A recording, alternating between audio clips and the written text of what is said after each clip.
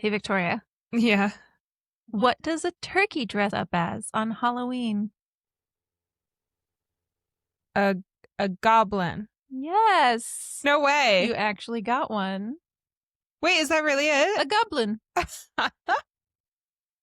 Oh my God, I'm so proud of myself. I'm going to cut that. We'll come up with a new one. No. No, I want credit for that.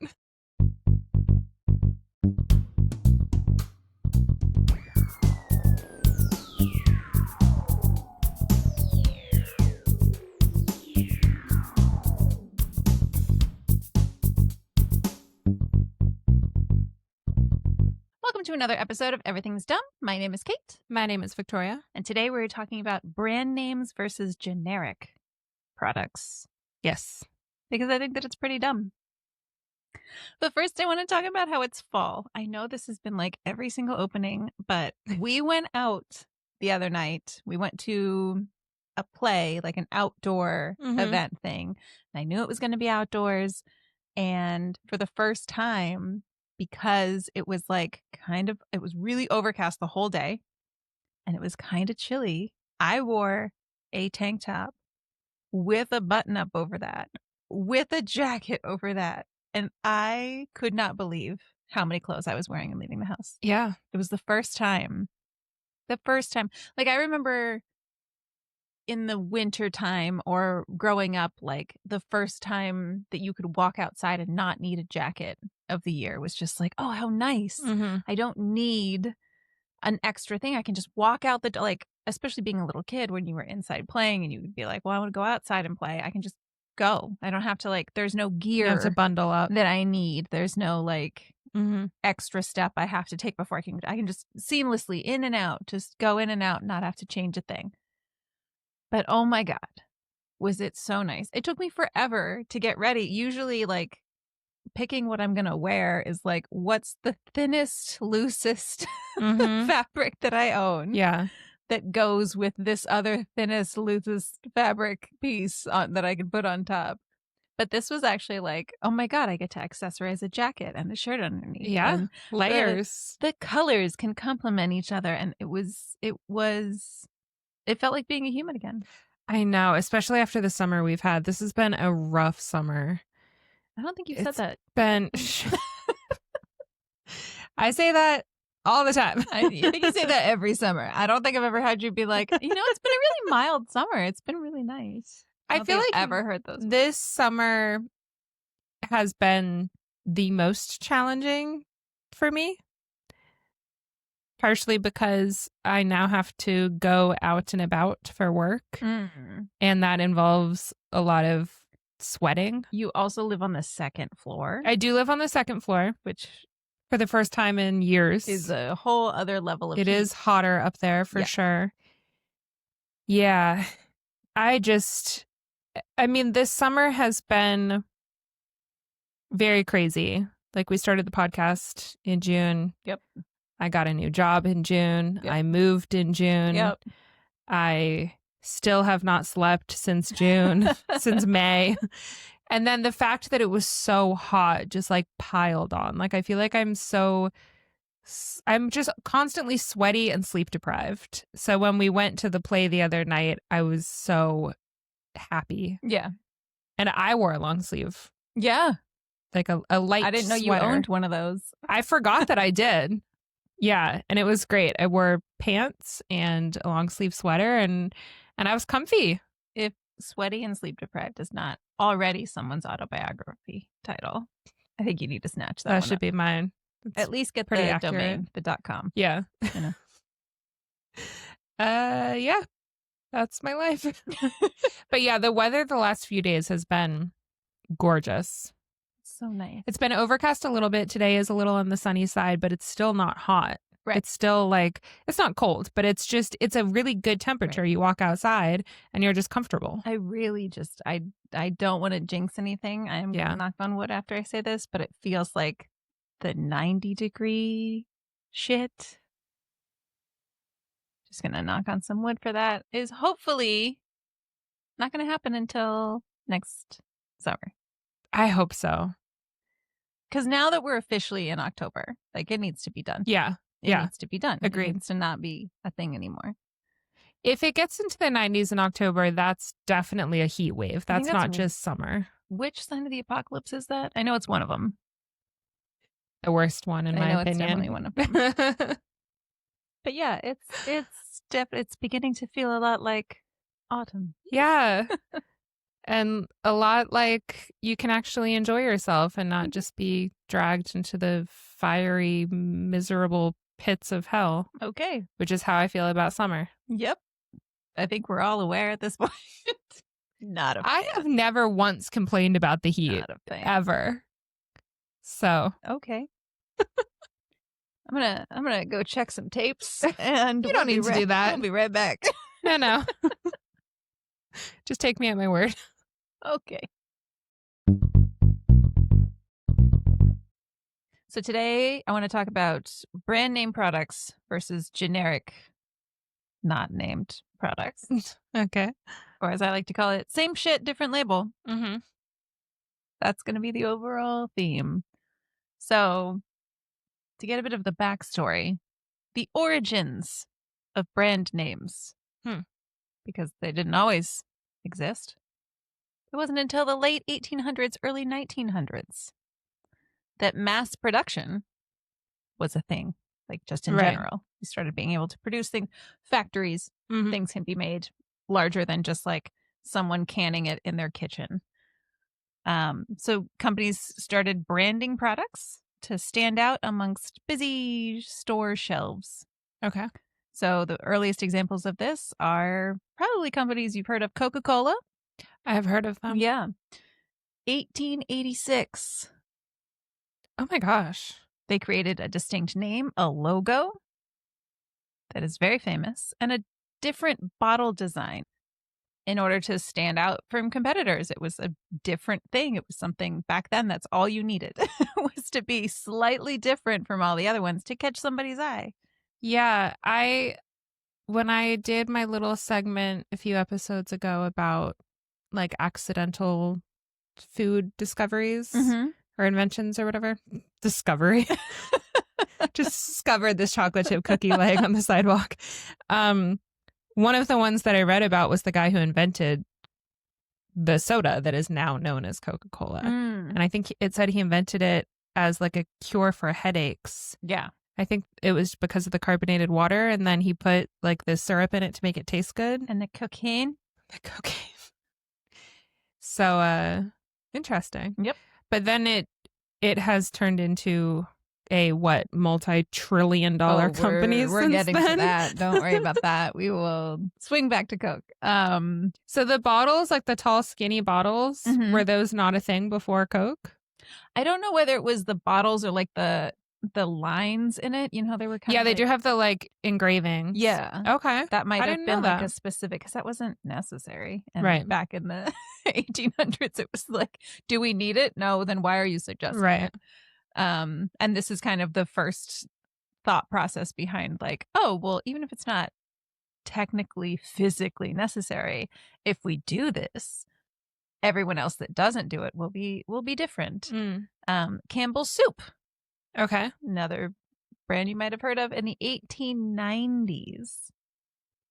Their packaging and branding made it easier for customers to recognize and trust the product. So that's the real thing with brand names. Like, if I've had this before, if I know that I've liked this before, I remember that it was this box with that. And it's so funny that like Coca-Cola and Campbell's both have that like cursive-y kind of writing. Because back in the day, it was like rice. It's just like a white typewriter box. font. Yeah, exactly. Like the most basic font that you could find that just said the words to get the point across of what was inside. And branding was the first time that it was like, well, how can we make this name look a specific way that none of the other ones look like? And it's just going to draw the eye. Yeah, it's like marketing or graphic design. Yep. Interesting. So branding was born out of this. It was about trust, recognition, marketing a promise, not necessarily improving the product. So it's not necessarily that Campbell's was better soup. It was just, if you've had this tomato soup and you liked it before, you can go back and not be like, well, which one? I don't know which, like, that one. That's the one that I've had before and I liked it. Or I had their tomato soup, so now I'll try their chicken noodle because I liked this one version of it. Mm-hmm. So that's where, it all kind of started. In the 1910s to 1930s, stores, like grocery stores, started becoming larger, and they started selling their own unbranded household version for staples like sugar, flour, and canned goods. So they basically, these were seen as a budget option for people that couldn't afford the brand name. Stores would actually offer their own version of these really basic goods that people could afford easier. And this was funny because they were often sourced from the same exact factories as the brand products. But this was just a lower version of it. This is what it was seen as. It was just a lower cost, a more basic, it's just very basic products. So in post-World War II, the 1940s and 1960s, this kind of became bigger because the lower cost option was much more attractive after the country had just been through a giant war. So private labeling started expanding because supermarkets started expanding. It became an even bigger thing. And then stores started being able to negotiate directly with the manufacturers because, hey, we're this giant like chain of stores, not just this one little store on the corner. But now that we have enough, we can buy a shit ton, technical term, of these. And so they were able to negotiate directly with the manufacturers to be able to sell like the same kind of products at lower prices. So marketing started to emphasize, like, these grocery stores were starting to market this kind of thing. It wasn't just like, oh, that's the lower cost option for the people that can't afford it. Like, that's just for people that need it. Grocery stores started being like, hey, we can start pushing this stuff because we would make more money if they bought our version versus the brand name. So they started to try to like emphasize this whole thing of like, it's made from the same factory. It's got the same things. Like, it's just a lower price. Maybe you should try it because maybe you don't have as much money right now. Product, just in different packaging. Yes. So all of this like marketing push really helped because it made more people want to buy the generic, like, non-brand name product. And because more people were buying that, they were able to have the quality of those products improve because now it wasn't just them like trying to get people to buy this and we'll make some and we'll try to make it. But like once it became a thing where the consumer demand started like going in that direction and they're like, oh, we can sell to more than just the people that absolutely need it. Like certain people are coming into the store and being like, yeah, why not? I can get the same thing, because they knew that it was the same thing and it wasn't just for poor people, that it was for anybody that just wanted to pay less. They were able to sell more of it. And because of that, they were able to get the quality up because then they were able to go back to these factories and be like, okay, we want to use the exact same ingredient. Like, yes, it's in the same facility or whatever, but like we want to be able to use the exact same ingredients. So companies began doing the same exact stuff, but they started branding them even a little bit differently. So where it was like the fancy writing for Campbell's soup and then the can next to it just was a white can that said soup in black letters. Yeah. Companies started doing things like minimal product differentiation where they would just slightly change the colors. So it's not a red Campbell's soup. It's like a peach colored Campbell's soup can that maybe doesn't say, it says something close to it. So that's why like nowadays you see brand names where it's like kind of just a couple letters off, or, oh, they use the same kind of font or the same kind of, they really started trying to mimic the brand names to be like, oh, all this is about the fancy packaging. We got fucking fancy packaging. We can get fancy packaging. Like, if all you're paying for now, like to try to prove that like all you were paying for was the fancy packaging. And so we now have that. So there's literally no difference. So consumers really started trusting generic alternatives at this point. Like it was the 70s and 80s where they were like, it's the same. It's literally the same. That's when people started actually believing that at that point. So in the 1990s to the 2000s, there was a complete boom in private labeling.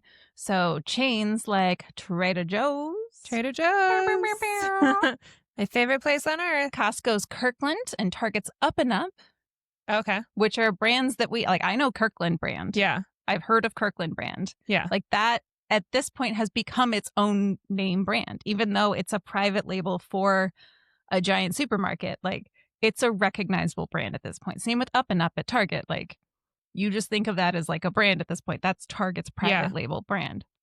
So often the same exact factory, as I said, produces the exact same thing, but all they're doing is slapping different labels. Yeah. So it really became like the price is now the selling point. There's no differentiation. They even say, like, a lot of products now say like compare at or compare to. Yeah. And in the store, they'll put it right next to it. Yep. Like at a grocery store or Target, who has the Up and Up thing, if you go into just like Kroger or Ralph's, if you're looking at, for example, like face wash, and there's the Neutrogena, and then right next to it is the generic brand Trogena. No, it'll say on it, and it's like a Neutrogena, like acne clearing foaming face scrub, and then you look at the one next to it, and it says compare to Neutrogena acne, whatever the fuck I just said, and so you can literally pick up a generic thing and see what it says to compare it to, and then find it on the shelf and be like, okay, would I buy that? Is it more expensive than the generic one? Yes, I would buy it. Yes, it's more expensive. I'm getting this one. So that's I love when they do that's how far the evolution has come. Like, back in the day, it used to be like up to the consumer to flip the product around and compare the ingredients. Be like, okay, so this one has this, and this one has this, and this one has this, and this, and like it took. It went from that of just them kind of like quietly being like, you know, this is the same thing, to being like, hey, did you realize it was this? And now it's like, hey, everybody, this is the same exact shit. Like, this is exactly what we're copying. The evolution of their like boldness, I guess. Like, they knew that they weren't going to get sued because it's you have branded your name, and you have branded, like, speaking of Coca-Cola, that font. That Coca-Cola font is literally Coca-Cola font. Okay, yeah. You cannot use that font. That font is trademarked. It was created by the company, and it is fully trademarked, and you cannot use that font anywhere else without getting sued by Coca-Cola. Also, that's how serious did you know that Coca-Cola is the reason that we have the vision of Santa Claus as being like the guy with the red suit and the beard? The white dude with the red suit and the beard. Yep. Crazy. Yep. And the polar bears. Yeah. So now in the modern era, like the 2010s on, private labeling has spanned food, household items, personal care, beauty, apparel, medications, literally anything that people buy, there's a generic brand for it. So it used to be like cheap alternatives back in the day. That's what generic was. There was like the good one, and then there was the cheap one. Now it's just the same. It's just, oh, if you got the generic brand, but it's the same exact thing, you're just smarter and have more money at this point. Yep. Social media and influencers even started hyping store brands as trendy. Like Trader Joe's. They do a lot of private labeling, almost exclusively. And so many of their products are the trendy version of whatever you could get at another store for 3 times as much. Yeah, I have said many times on the show that I used to work at Trader Joe's. And when I worked there in my early to mid 20s, I was using a Neutrogena moisturizer at the time that had just a tiny amount of sunscreen. It was like SPF 15 or something, like not good enough, which I now know. I did not know at the time, but that's what I was using. And then one of the managers at Trader Joe's was like, oh, by the way, like this specific moisturizer that we have is Neutrogena. It's just an hour bottle. Like, it's from the same factory. It's the same thing. And I was like, oh my God.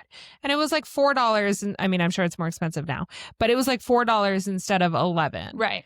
And so I just started using that, and my skin was exactly the same. So I was like, well, obviously it has the same ingredients, like nothing changed. Yep.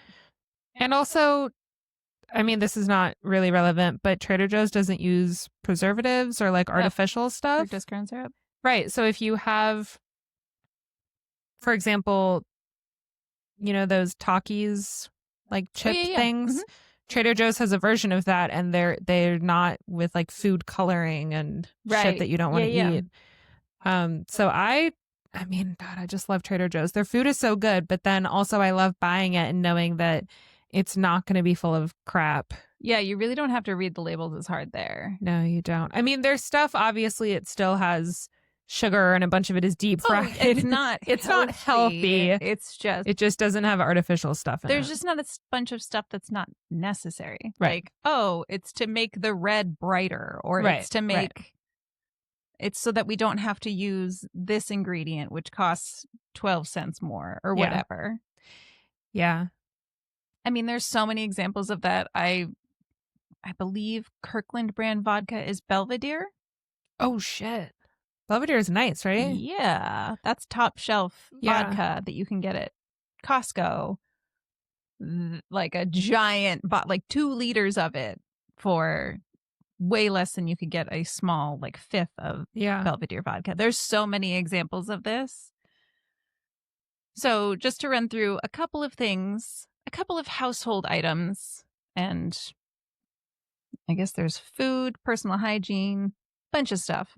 Just to get an idea of the price breakdowns. So starting with food and grocery with Trader Joe's. Mm-hmm. Name brand, Jif or Skippy peanut butter is about $4 to $5. Mm-hmm. Trader Joe's brand or generic or Aldi, $2 to $3. Half the price. They're made in the same exact factories. There is minimal to no difference. Yeah. Same with rice and pasta. Well, rice, I mean, rice is not even, you don't even have to do anything to that, but there are brand names. Right. So, like, why would you ever buy a brand name of rice? Because it's a brand name that you trust. Berea pasta, which is a very brand of pasta, versus the Kroger or Aldi brand. Berea is twice as expensive. Ridiculous. It's just flour and water. Are made in the same facilities, as Berea, the exact same place. Snack foods, Doritos, Lay's, Takis, all of those are 3 times more expensive than the Great Value or Tesco or Aldi brand or Trader Joe's brand. It's I mean, like, the flavors will sometimes be different. That's maybe the only place where they get you is like Doritos will run a special flavor or whatever. Yeah. But that's it. It's like the seasoning is slightly different on some of them. But if you're just getting the generic, like regular Doritos, it's 3 times more expensive. It's not worth it. For something you're just going to eat and, let's be honest, one sitting. Yeah. One movie. Exactly. Like while watching a movie. Like not really paying attention. No, you're not going to sit there and like savor it. You're just shoving stuff into your face and you're paying 3 times more. Yeah. Cereal? Oh, yeah. Is fucking crazy expensive. Yeah. I did not realize. When I was a kid, I thought that the reason we didn't like have 8 boxes of cereal in the house at all times were just because it wasn't the most nutritious thing, and my parents didn't want us eating it for breakfast, lunch, and dinner every single day. I now realize that we didn't want to be in the poorhouse. It's expensive. Because cereal is like fucking $6 Yeah. for Cinnamon Life. What? Yeah. It's a box this big. Like, what? Really? Yeah, you can go to I'm sure Costco does it, but I think Smart and Final or Food for Less, whichever one is like the bulk store version. I always forget which one. Smart and Final, I think. They have like the massive bags. I was just going to say, I remember being a kid and like when we got older, it was let's buy the cereal in the giant bag because yes, you don't get the cardboard box, but you get 3 times the, like we had to buy it so much less often. And just because it was some random bag and didn't have the fucking cartoon character on the front, which is another thing, a lot of these brands will have like tie-ins with athletes or different cartoons, or it's whatever Disney movie is coming out, the characters on the and they do that because then they know you have to buy that version. They know that you have to buy the version with fucking Peppa Pig on the goddamn box because that's what your child wants. But really, it's because that's the only selling point is that they bought the rights to put Bluey on the front of this fucking cereal. And if it wasn't for that, you could just buy the bagged version for half the price and get 3 times as much. Yeah. Personal hygiene and household products. Toothpaste. Colgate and Crest are about $3 to $5 a tube. Yeah, toothpaste is way more expensive than I ever imagined it would be. And you're supposed to use it twice a day. Every day. Yeah. The store-bought brands are like $1 to $2. Yeah, I'm always shocked when I buy toothpaste at how expensive it is. Every time. Yeah. It's like $7 for a 2-pack. And I'm like, excuse me, what? You're paying for those commercials where they show you how toothpaste works. Pretty sure I understand how it works. Shampoo and conditioner. But do you? Shampoo and conditioner. Pantene and herbal essences are like $5 to $8. Whereas the stuff from Trader Joe's is like $2 to $3. Same with Target and Up and Up. Yeah. Like $2 to $3. Yeah. Formulas are often very similar. Just the packaging, maybe the scent. Yeah. Maybe there's a different scent. But it's not even like the cereal thing where it's like a limited edition. It's just like, oh, it's lavender instead of peony. Okay. What a huge difference that'll make in my life. You don't even smell it after you're done showering. Anyway, soap and body wash, Dove versus the store-bought moisturizing bar, which is, again, compared to Dove, twice the price for a bar of soap. Yeah, Trader Joe's has a little 2-pack of like oatmeal honey bar soaps. And for a 2-pack, it's $2. Laundry detergent? Laundry detergent is a scam. So fucking insanely Why expensive. Is it expensive? It's so expensive because the brand Tide has to sponsor a fucking NASCAR. Ridiculous. That's why. How about don't spend money on shit like that and then we can afford to buy your products? The crazy thing about all of this is it's like the advertising is what makes it cost so much money, but the advertising is supposed to help them make money because it's supposed to make us want to buy the thing. Right. Why don't you just make the product cheaper and then we'll want to buy it? We don't need to know that we don't need to be reminded that Tide exists while we're out and about. Like I need to be reminded that Tide exists when I'm at the store. Why don't they just play the commercials at the store when you're there to buy the stuff? I mean, I personally would hate that, but in terms of marketing, that's a better idea. If there were no other commercials in the world, except for when you went to the store to buy the thing, and then you saw the commercials comparing and contrasting, and here's how you use this, and here's how, that would be a much better and smarter trade-off. Yeah. I think it just solved the world. Makeup and cosmetics. MAC, NARS, Urban Decay. These are fancy makeup brands. They are. They have fancy ingredients. They are $20 to $40 per item. $40 when you think $40 per item, you're like, oh, okay, $40 for a thing. That item could be like a pencil, like a tiny little eyeliner pencil for fucking $38. Yeah, if I'm spending $38, it needs to be a palette the size of my kitchen table. Yes. And have 120 different eyeshadows, and it needs to be good fucking quality. Yes. Because otherwise, no. $6 max. So there are also brands like Elf, Wet n Wild, Milani. Elf is great. I mean, I think all those brands are probably pretty good. So there are 2 major factories that produce makeup. Oh my God. There is Intercos and Seed Beauty. Now, it's not as if one of them handles all the high end. Yeah. And one of them it's all the same shit. It's all this. They come out of the same factories using the same ingredients.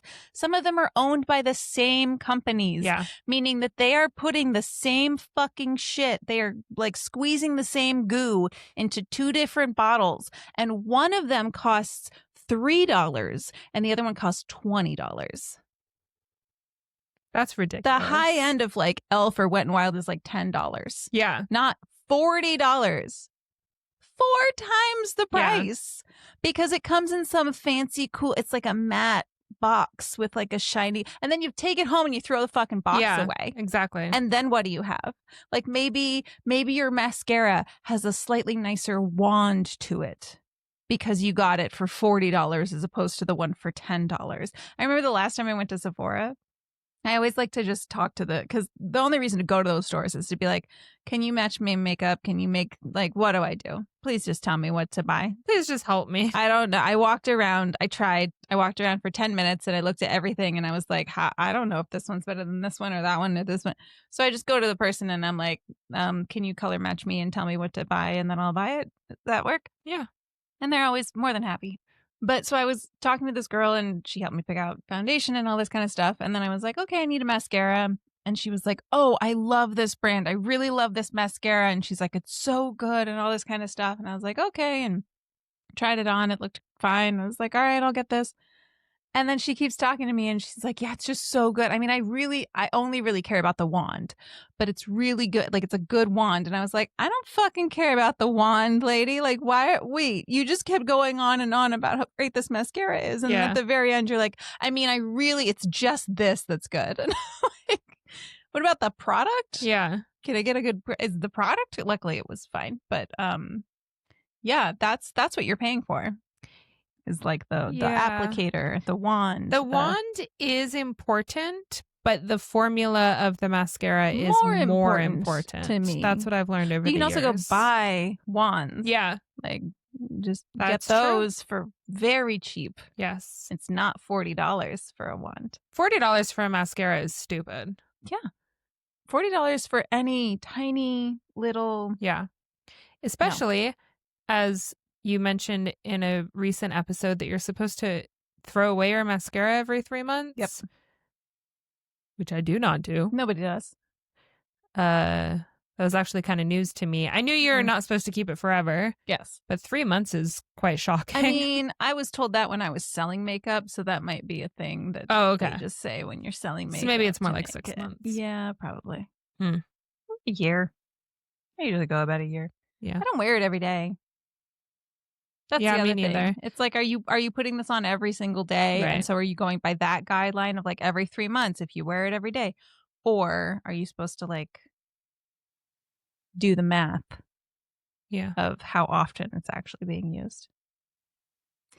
But yeah, the formulas of all of this shit is the same. It's all the same stuff. Right. Just a different, shinier package with a celebrity in the commercials, and it is backwards that's like supposed to help them make money, but it also costs them so much money that now we have to pay more money to pay for that celebrity to do this with a mascara wand and then put on fake lashes and then be like, look how great it looks. Oh my God. Clothing companies do the same thing. Like Gap, J. Crew, Nike. I worked at Gap. I bought those clothes because I got a 50% off discount. Yeah. But their shit is expensive. Yeah. And I don't shop there as I buy when they have sales. I know when all the sales are. It's the one thing I learned from that job. But otherwise, Fruit of the Loom, Target, Walmart, it's all, again, same cotton mills, same factory suppliers. It's just the branding. Is Fruit of the Loom a store brand? No, it's just like more of a lower. Oh, okay. Like, I guess it's not generic, but it's just like more affordable. Yeah. Kind of like Elf Went Wild. Just basically like you're paying for the marketing and the and the branding. I don't know that Elf doesn't have advertising, but I've never really seen any. I've seen some recently. Yeah. Like I think they just had Jennifer Coolidge in a commercial like a year ago. Oh, okay. But that was really the first one. And there's something to be said for when a company has been around for years and then starts to market. Yeah. Like I remember when Trader Joe's started doing like radio advertisements, like, I don't know, 7 years ago or 8 years ago or something like that. And it's like, this isn't you putting a shit ton of money in that you don't have to be part of your costs. Right. So that you can get your name out there and start making money. This is, you have been around for years. And now that you have some money, now that Elf is kind of a well-known name. Yes. Now they can afford to do things like that and not have it impact the price of the product, because that's what this is. It's when Mac like starts, they have to put all this money into their branding and their advertising and their everything and make it as high end as possible so they can charge as much as possible. And so that's all getting passed on to the consumer. And then when they do make money, they're like, oh, great, we're making money. But they don't think like, well, now we should lower the price of everything because we don't need to. No, let's just advertise more. Let's just keep advertising as much as possible, because then that'll bring more money, and we can, and we have the money to advertise, and people are already buying it at these prices because they're stupid. And because of capitalism. Yep. Because they don't know any better, because they think that they're getting a superior product, and not that it was made in the exact same place with the exact same shit as any of these other brands. You look so sad. Yep. This makes you sad. Yep. It's just dumb. I just think it's dumb. It is very dumb. I just think it's very dumb. I think it's very dumb that people pay more to not get more. It's my same thing with designer shit. I will never. I don't understand. I don't know that I will ever understand what the purpose of buying a designer anything is versus just buying a bag. Like, the designer purse thing, spending thousands of dollars on something to hold my cell phone and lip gloss. Does it have Wi-Fi? Like, what am I paying the thousands? Because it says Coach and it has some ugly C all over it. Like, I just don't. Well, Coach just is ugly. They just do, I just don't even understand. Like, yeah. Well, they say with designer bags, for example, they are supposed to last like the rest of your life. But they don't. I've seen too many YouTube videos of people being like, this shit broke after one wear. I think the quality has gone down significantly in the last few decades. Not that I'm an expert on designer bags, but from what I've heard, people still have their mom's or their grandma's like Chanel bag from like the 50s or the 70s, and it looks great. And then they bought a bag for their birthday or whatever 5 years ago, and the label has fallen off, and the stitching is coming undone, so the quality has gone down, so that sucks. But it's also, I mean, it's all about optics. Like, they just want people to see them with a designer thing. I guess if I was into that, I would be able to clock people like, oh, that's a Louis Vuitton, or that's a Birkin, or I don't know anything about that world. So it's just like, oh, that's a blue bag. Like, I don't know anything. I just look at it and I'm like, oh, I like the color. Like, same thing with cars. I don't recognize bags when I'm out and about. No. I know what a Birkin bag looks like, and it's gorgeous. And if I had an extra $10,000, then sure, I'd buy one. But I certainly even zip closed at the top. I've never seen someone with a Birkin bag in public and been like, oh my God, the Birkin. Yeah. Like, no. I was probably thinking like, oh, that's a nice bag. But yeah.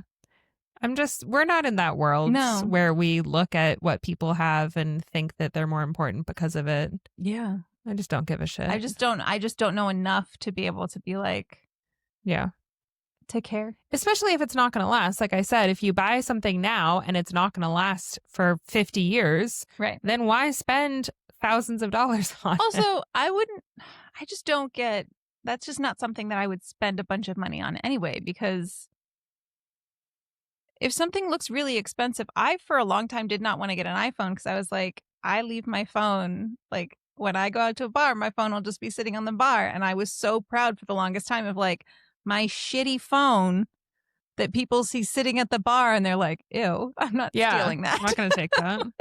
Or I drop it and it's like, oh, and I just pick it up and like dust it off and put it back in in my pocket. My brick. Yeah, exactly. That's fine. And like so no screen to even shatter to begin I feel the with. same. Like no one's gonna grab my $30 bag from Amazon as I'm walking down the street. I just don't like. Why advertise like, oh, I'm holding this thing that's worth thousands of dollars? I don't know. Why? Doesn't that just make you a target? Anyway. I guess so.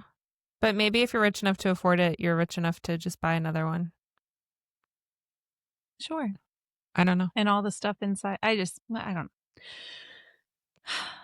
In my opinion, you very rarely like get what you pay for. Oh yeah, almost never. Well, they're paying for the brand name. I just mean like in general, as far as like generic versus brand. Yeah. There's very few examples of that. There are some. My question to you is, what do you have that you will never buy the generic of? You have to get the name brand of. Toilet paper and trash bags. Okay. That's my answer. Okay. Well, toilet paper you can buy. Actually, I guess I have bought the Costco, Kirkland brand 48 roll Yeah. massive package that's taller than me that you have to have a whole second bedroom to store it. I make those shopping carts so wide. Yeah. So I have bought that toilet paper before, but like the Great Value or whatever, what is it at Ralph's? Just the Kroger brand. Kroger, yeah. Yeah. Or whatever shitty, cheap toilet paper. Don't ever buy that. Yeah. Like it'll dissolve in your hand. Like it's no good. You look at it yep. and it falls apart. And then trash bags, I'm not joking. Like I hate spending money on things like, I mean, I don't like spending money, period, but things like gas or trash bags, or I was telling you the other day, I hate spending money on kitty litter because like my cats are literally just going to poop in it and I'm going to throw it in the trash. Like what a waste of money. So I don't want to spend a lot of money on trash bags. But what I also don't want to do is pick up the trash bag out of the bin to take it out to the dumpster and have it fall apart and my trash goes everywhere. Yeah. And then I spend 45 minutes wiping up like coffee grounds from the floor. Ugh. So just spend a few extra bucks for the trash bags. I get the Kirkland brand trash bags. And again, I'm sure that's fine. I'm sure Kirkland is fine. But yeah, don't buy like the one ply. Yeah. Dollar store trash bag. Yeah. No. It's not going to work. Yeah, no. You're going to be really upset. Yeah.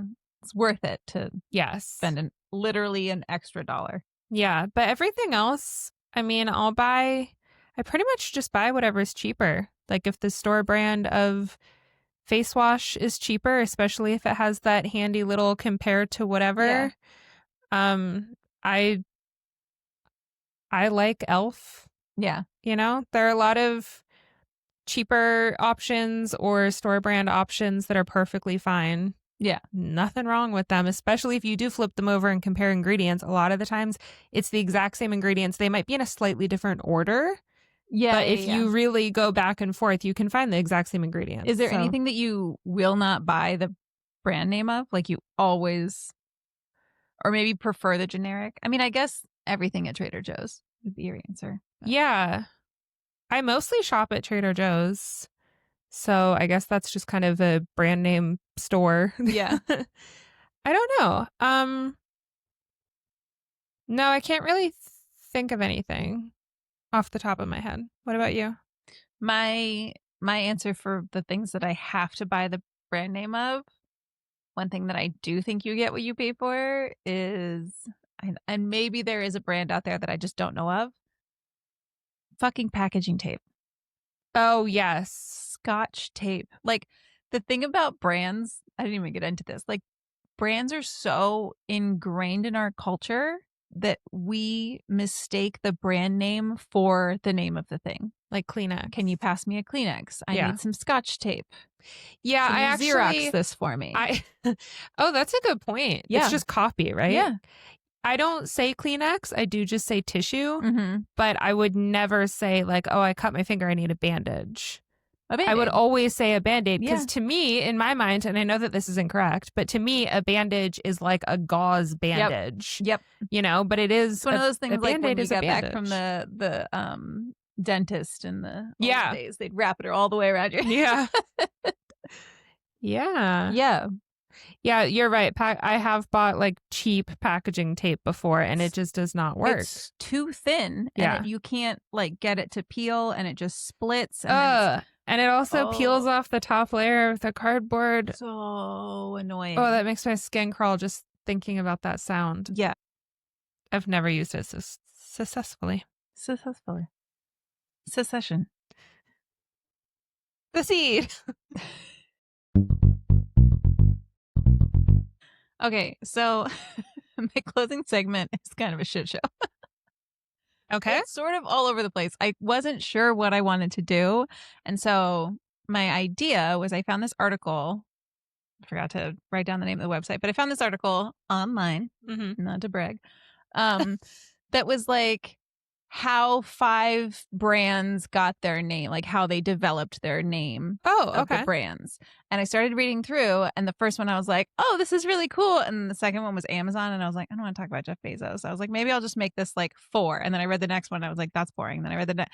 They've all sucked. So I have one story of how a brand name got its name. Okay. And then a couple just little things that I learned. Like there was one about Starbucks that was so fucking boring. It was 3 dudes that started Starbucks, and it was like the dumbest story where they had 2 names and they were both going to be disasters. So then one of them was like, I think strong names start with ST, so let's try to find some. It's just like the dumbest shit. It's so boring. So they came up with I forget. It was dumb. But the one thing I did get from that, so I grabbed like a couple little factoids from the other stories that I just thought were interesting. Okay. Like the Starbucks one is the 3 guys that started Starbucks, they just learned how to brew coffee from Alfred Peet of Peet's Coffee. Oh. So Peet's Coffee taught Starbucks the people who started Starbucks how to brew coffee. And then obviously they like didn't hear him correctly and they made Starbucks coffee. Which is disgusting. But Peet's Coffee was the first, and Alfred Peet actually knew what he was doing. And then he told these 3 fuckheads who were like, it should start with an ST. Anyway. So don't ever teach fuckheads how to do anything. Yeah. Yeah. Pretty much. So then I have that, and then I have like, okay, I have just some random facts about brands that I just thought were interesting. I just wanted to like not say any of the boring stuff because it's the closing segment. That's fine. It's your stuff. So I have all this weird shit that I'm going to say that's interesting, fascinating, not weird. I mean weird. I then decided that I could play a game with you. Okay. I found 3 companies that like are famous companies. You're going to know what they do, but they all like started out doing something different. Okay. And I'm going to have you try to guess. Oh God. So I'm going to go through these facts really fast. Okay. And then we're going to play a little game at the end. Okay. So I already told you the Starbucks one. If it was from Alfred Peet of Peet's Coffee, which I think is fascinating. So the one story from how the brand names got their names, or how brands got their names, that I thought was interesting was from Mountain Dew. Okay.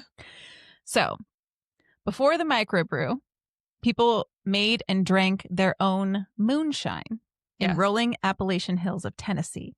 In the 1940s, thirsty brothers, Allie and Barney Hartman, dreamt up a lemony soda that they could mix with their moonshines. Ooh. They named it what Tennesseans called their moonshine, Mountain Dew. Hi. Cue the mini. Oh, hello. Okay, so Mountain Dew is what people in Tennessee would call their homebrewed moonshine. That's a cute name. Yeah. So that's where that name came from. This says the design had a comical bottle featuring a hillbilly chasing someone into an outhouse. I didn't find it very comical. He has a shotgun.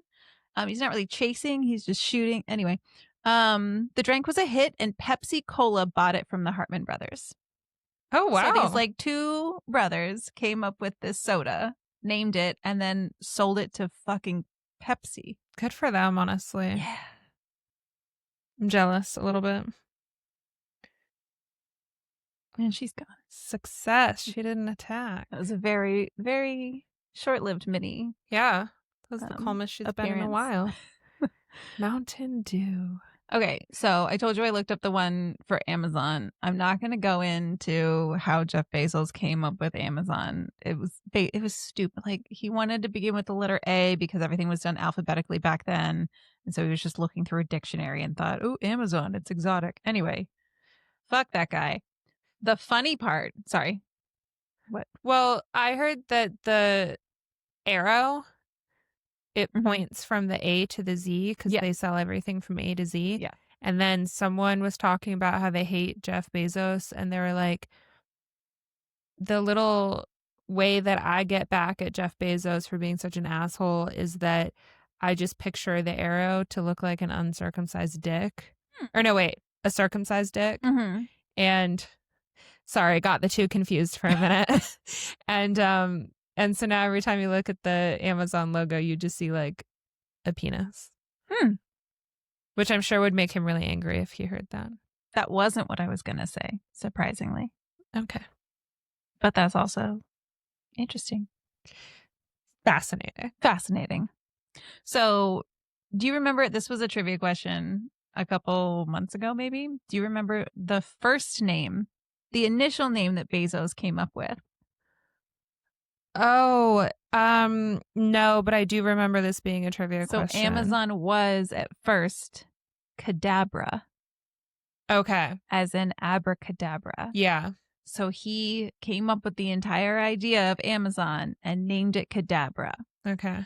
And apparently, the first time he told his lawyer over the phone, okay, the company's name is going to be Cadabra, the lawyer got really quiet and hesitant and didn't really say anything and told him later, "I thought you said cadaver." Oh my God. Oh my God. And that's the appropriate response. That's the same response that Jeff Bezos had. And he was like, "If I ever have anyone else mistake the name of my company that I want to create for cadaver," he immediately knew he had to change the name. He was like, well, then that's just not what we're going to go with. Because he just didn't hear him over the phone, right? And he's like, "Yeah, the company's name is Cadaver." Oh. Oh. Great, Jeff. That sounds profitable. Yeah, that's really going to take off. So that's why it's now called Amazon. That's why he had to come up with another name, was because his first name was fucking dumb. Yeah. Well, also, I mean, Cadabra, in my opinion, is just kind of a stupid name. It is better on all levels, but it's just funny that was the reason. I've never heard that before. That's great. Okay. Now, two really quick facts about brands that sell incredible amounts of things. Okay. So Nutella, very popular. Chocolatey, hazelnutty spread, delicious. Yeah. Everyone loves Nutella. Everyone loves Nutella so much that one jar is sold every 2.5 seconds. No way. That's how much Nutella we as humans consume. I did not know that. One jar every 2. I mean, like, it's bigger in Europe than it is here. Yes. I know that, but one jar every 2.5 seconds.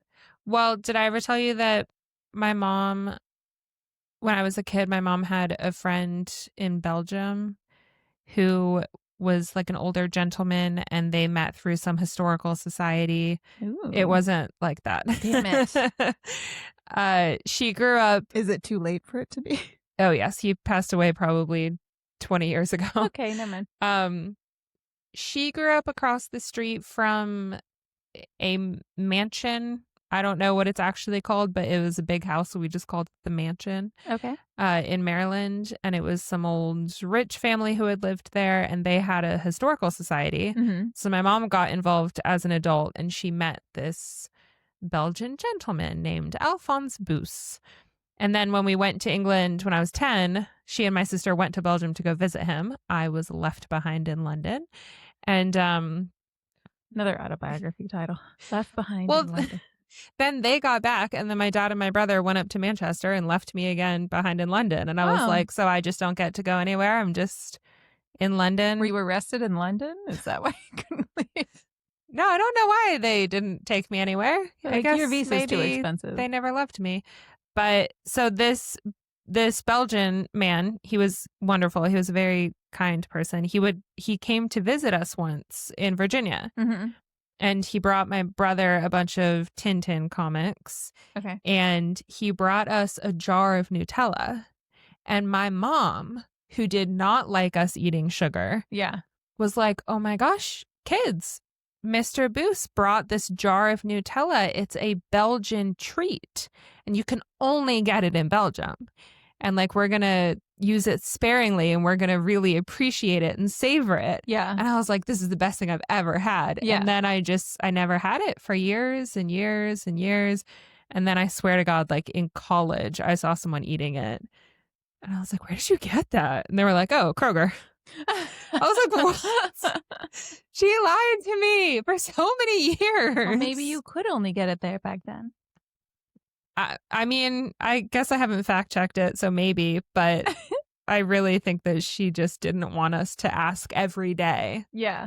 Like, Nutella, can you put Nutella on the shopping list? Yeah. Like, oh, are you going to the store? Can you get Nutella? Because, yeah, I would have downed that. Well, and she also probably wanted to make the guy feel more special. This is just, you can never get this anywhere. And she's like shoving another like empty bottle of it behind something. Okay. You think Nutella is popular. We are bringing it back to Coca-Cola. Okay. Remember when I said we would come back to Coca-Cola? Yes. Here's why. So,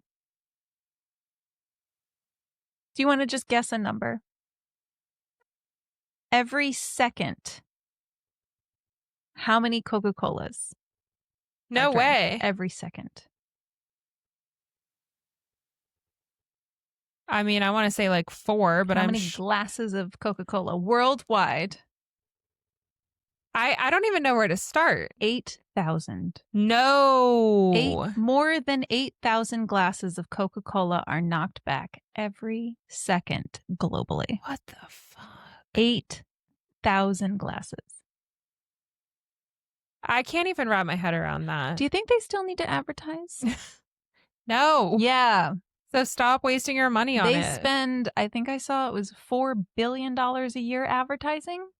It's like McDonald's. You don't need to have commercials. You can just stop for like people a are going to buy your product or they won't. Save all that money and pass it on to your workers. What if 1 year and then like for December you could give all your workers a huge fucking bonus because you didn't advertise for 1 month? You think you're going to stop selling Coca-Cola if people don't actively see it advertised in front of their faces every second? Or they could stop advertising and then instead of high fructose corn syrup, they could use sugar and then it would taste better. Well, they're already doing that because our government is forcing them to.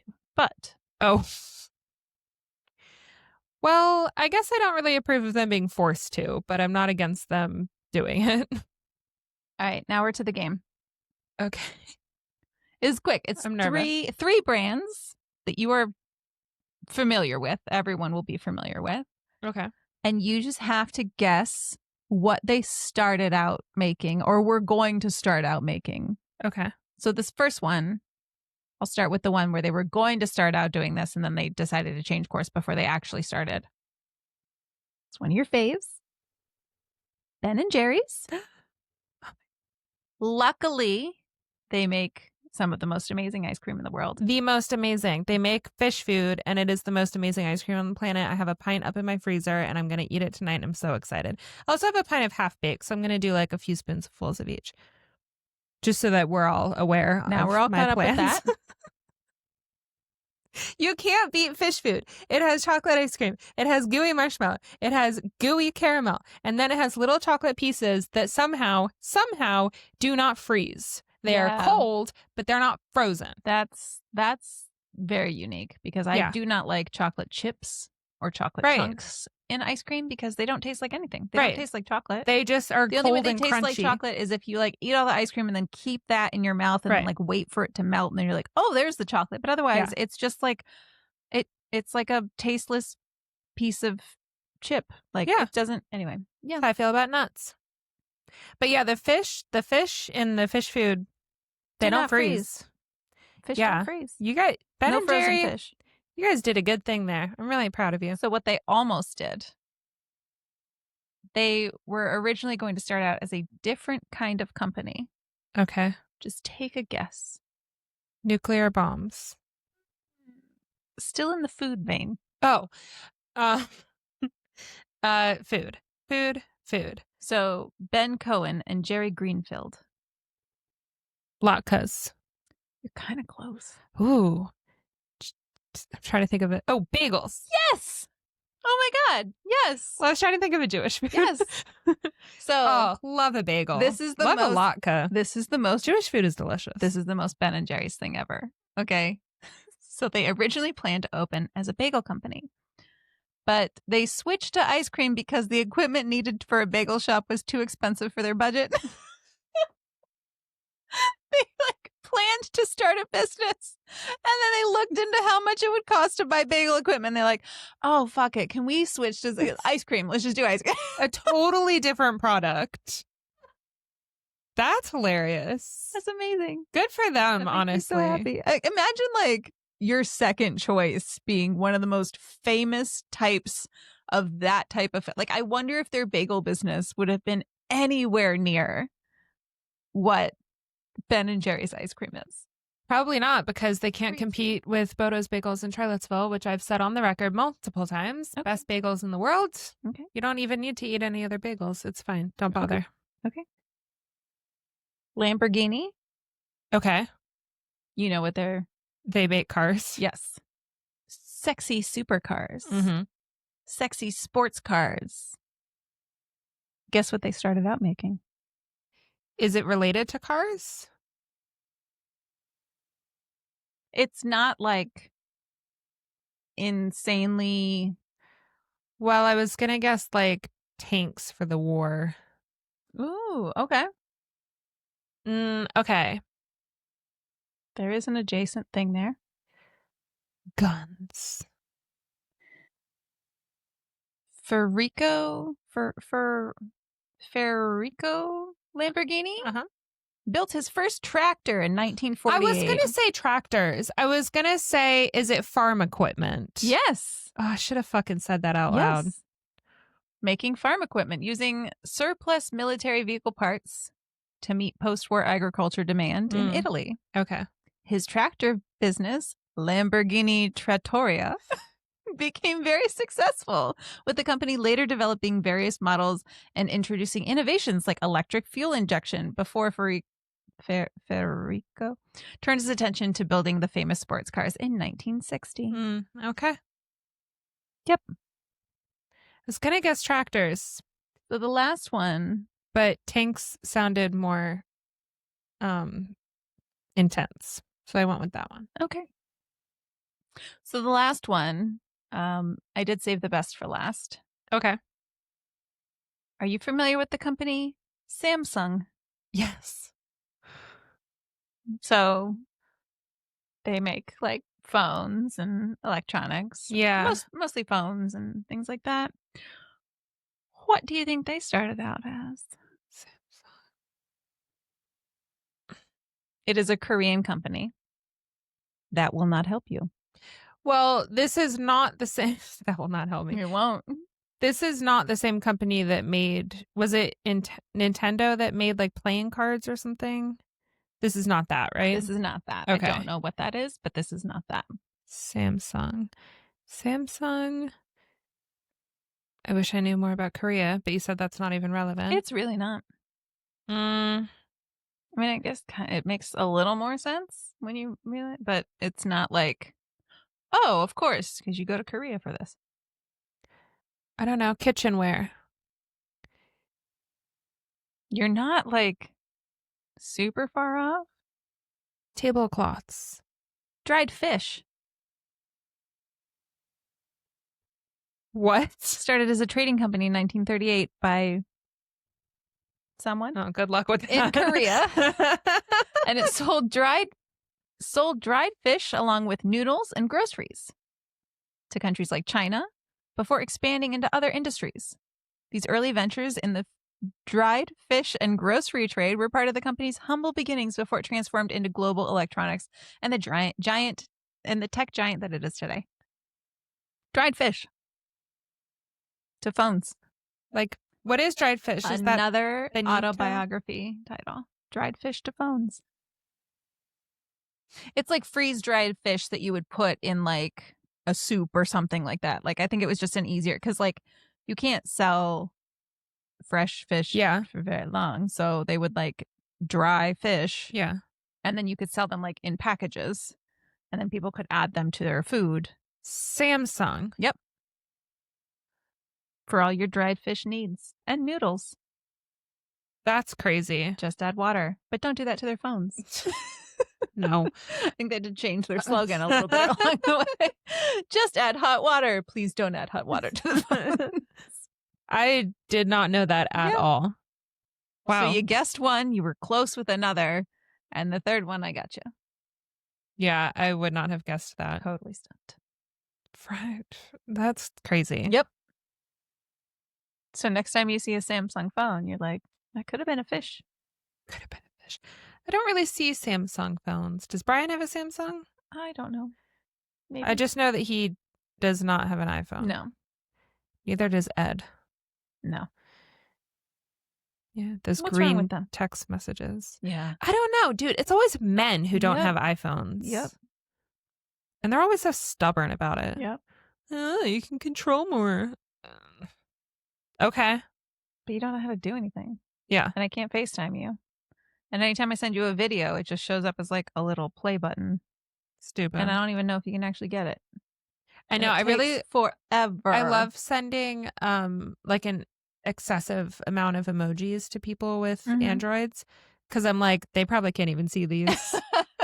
Half of them are middle finger emojis. I think on their end it just shows up as a little box with a question mark. Nice. And so if you just send a text message that has like the words could be read in many different ways depending on what emoji goes with it, then they get your text and they're like, well, I can't see the emojis, so I don't know if she's like mad or if she's laughing. Keep them guessing. Yeah. That's good. Yeah.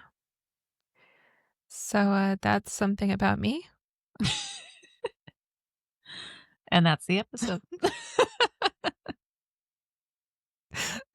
We learned that Samsung used to make dried fish, and Victoria likes to troll people that don't have iPhones. Join us again. Not people, just my friends. Oh, okay. Only people I actually care about. Okay. Which is probably good. worse. That's good then. Nice. Okay, cool. All right. So our next episode will be out Friday. Yes. Victoria will be walking us through alien abductions. Yeah. So you're keeping with like the spooky sci-fi theme. Yeah. I have alien abductions, and then my next one is going to come out, I think, a week before Halloween. And that is a scary one. And then in November, I'm going to pick back up with probably some more American history, and then like an aliens part 2. Should have saved the Pilgrims for the Thanksgiving episode. Too late. Okay. We'll find something else. Thank you so much. Thank you so much for listening and watching. You can catch more audio episodes on Spotify or Apple Podcasts. You can catch our video episodes also on Spotify and YouTube. And you can subscribe. You can like. You can leave us a review. You can follow us. You can write to us at Everything's Done Pod on TikTok, Instagram, Facebook, and YouTube, and tell us all of your ideas for our next topic. Spooky or not. Yes. American history or not. Holiday related or not. Yeah, it would be nice to have some Thanksgiving related ones that aren't just about Thanksgiving. Dried fish related or not. We welcome them all. Yeah, me too. So yeah, reach out to us on any of those platforms and we will talk to you next time. Yes. Thank you.